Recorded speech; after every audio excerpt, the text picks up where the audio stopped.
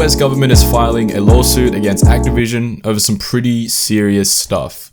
So we need to talk about it. What's going on, everybody? It's your boy BlancOnline. Here today to chat something pretty serious and not something that's really anything I can be jovial about or anything that I can sort of twist in a funny way or anything like that. This is a pretty serious topic.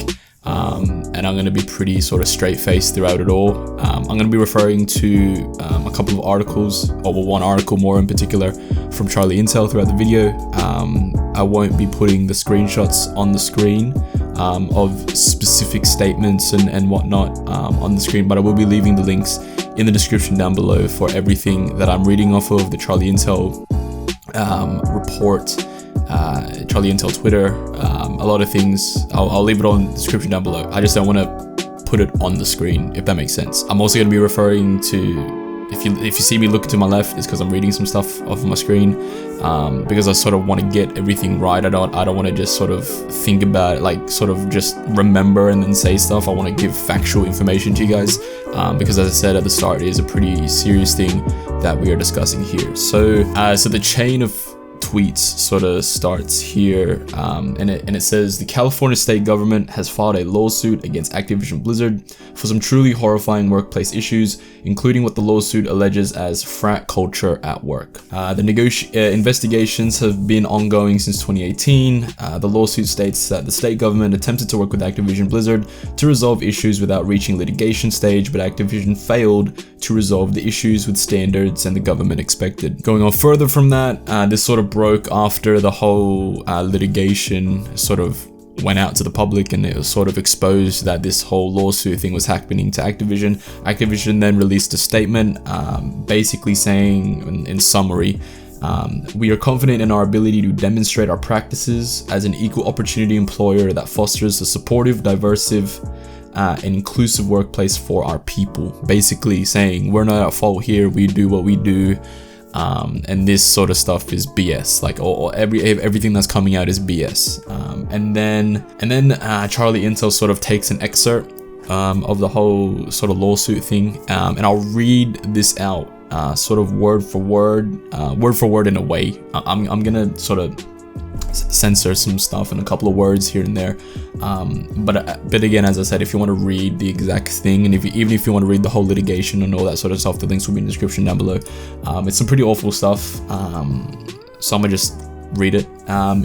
In a tragic example of the harassment that the defendant allowed to fester in their offices, a female employee committed suicide while on a company trip due to a sexual relationship that she had been having with her male supervisor. The male supervisor was found by police to have brought a sexual toy and lubricant on this business trip. Another employee confirmed that the deceased female employee may have been suffering from other sexual harassment at work prior to her death. Specifically, at a holiday party before her death, male co-workers were alleged to be passing around a picture of the deceased's private parts. Now, this is some seriously awful things. Activision as a company obviously wanting to either shift the blame or completely ignore what's going on by saying we have a good workplace culture here, this is not our fault. And obviously this has been going on since 2018, so for at least 3 years now this has been an issue.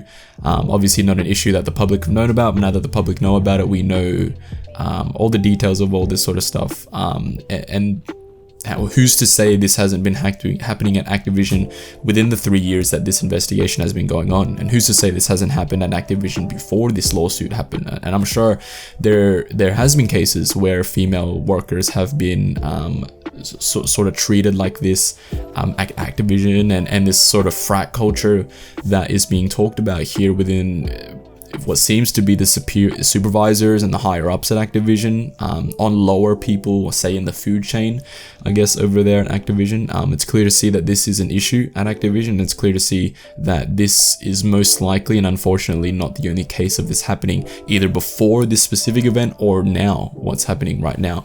And as a company, Activision has shown us time and time again that they are not a good company. If you guys remember, I don't know exactly what time it was, but it was around a year ago, where during the pandemic, Activision were laying off employees, and then they sort of got backlash on that, and they said, oh no, we're gonna hire all these people back, or we're gonna hire X amount of employees, and but they just, what's the point of firing the people that are already there when you're just going to hire new people anyway? Like it's sort of like that sort of, we're just going to say something to cover our asses and then not really do anything about it. This is the company that works Treyarch, Infinity Ward, Sledgehammer to the ground. This is why we are getting unfinished Call of Duty games, and not to make this about Call of Duty because it's not really at all.